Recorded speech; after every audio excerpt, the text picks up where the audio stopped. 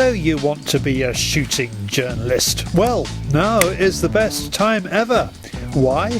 20 years ago, if you wanted advice on anything to do with shooting, even sex and politics, you read about it in a shooting magazine. Today, you find out online. There are more platforms out there these days than an ABBA theme night. You can blog, vlog, use YouTube, a website, Facebook, and Tumblr is not just a kind of dove. So what do you need to be a rifle reviewer? Well, we've sought the advice of rifle reviewer Tim Pilbeam, who works for Sporting Rifle but also offers his advice on the internet. For him, it was a boyhood hobby that turned into a passion. I just love my shooting. Like many farmers, I do a lot of shooting, a lot of fox shooting, rabbit shooting, and I just have a natural interest in rifles, and I just built that interest into a passion, and so I thought, well, why not do it? And I really enjoy testing different rifles, optics, moderators, stocks, ammunition, the whole works is absolutely fascinating. There aren't many people out there who will earn a crust solely as a magazine contributor, but it is possible. I expect I must do 20, 25 rifles a year. Everybody's trying to do different things. New stocks are coming through, that's a rage at the moment. You can actually have a rifle which looks fairly ordinary, shoots fairly ordinary, but you put a decent stock on it, it can transform it. So that is really, really fascinating. Tim built himself a dedicated range on his farm to carry out his reviews, but any gun club will do, or just write stories about your hunting adventures.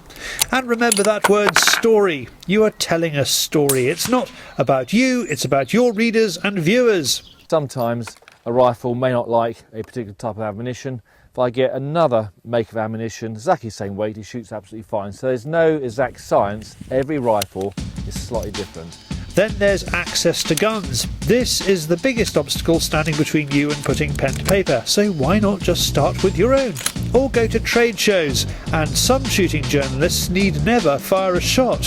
Here's a platform you might not have thought of. You can work as a virtual rifle expert. You need to know all about the new kit on the block so you can design it for the gaming world. Software companies employ gun experts who need to know all about new products, what they look like, and even what they sound like to ensure accuracy. Back to Tim, and it helps to have an area of expertise. Tim loves pest control and long-range shooting. His colleague Byron Pace is a bit more techie. I'm very much a practical shooter, so I very much use it in the field. I shoot off quite a variety of vehicles. I'm out stalking. Byron's a very, very technical person. He's an engineer by trade, so he goes into the detail of how perhaps the rifle's built and also the ammunition. So we're slightly different. I'm more of a practical kind of farmer's view on a hunter's view on a rifle. And Byron's a bit more technical, so I think we have a blend of skills, which is quite interesting. So, time for a quick fire round. Best modern day hunting rifle? At the moment, I would say it's going to be the R8, the Blaser R8. Quite expensive rifle, but I think there's a few changes here with the new stock on this one here. This is a very, very versatile rifle. Just absolutely love it at the moment. Worst rifle? I think one of the most important things from a shooting point of view is if the trigger has got lots of creep, if it's kind of 4 or 5 or 6 pounds, to me, it's just not the one to have. It's such a shame because there are some rifles out there which are very well built, but they're very, very poor triggers. Just like the wand choosing the wizard, does the rifle choose its user? There's some rifles, you pick them up and they just feel right. The Eclipse turned up the other day. I just picked it up and I just thought, I loved it. It's short, it's compact. It just feels absolutely perfect for a general, for instance, it's a fox shooting deer rifle. I think it's just brilliant and not overly expensive. So that's a classic one where suddenly I felt that was a really good rifle. It even looks superb as well. Rifle reviewing is largely about having the answers. And ammunition is key. Tim goes through thousands of rounds a year. He has the luxury of being able to find the bullet that suits that gun, which saves the readers a job and money, of course. Bullets aren't cheap. What's the best thing about being a rifle reviewer?